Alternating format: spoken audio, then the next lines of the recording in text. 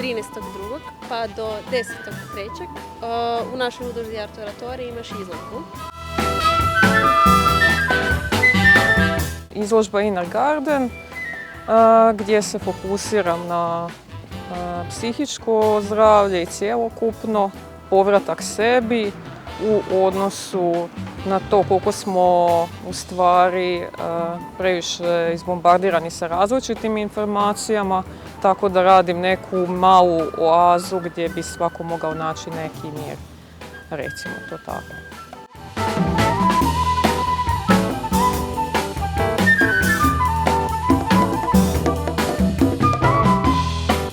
Znači taj vrt u kojem mi možemo posaditi nekakvo sjeme, Da, može se rasti.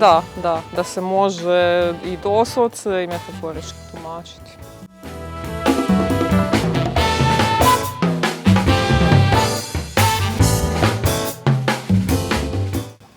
Motivi znači se uglavnom prevladavaju vrt. Šta još slikaš? Vidljivi i nevidljivi motivi, magični, nemagični, sve što je stvarnost, ružni, lijepi, poveznica svega.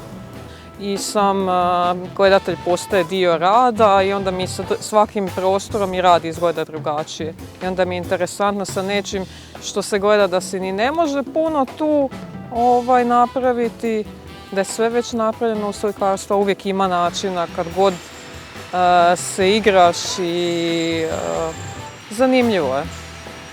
Pruža nove mogućnosti.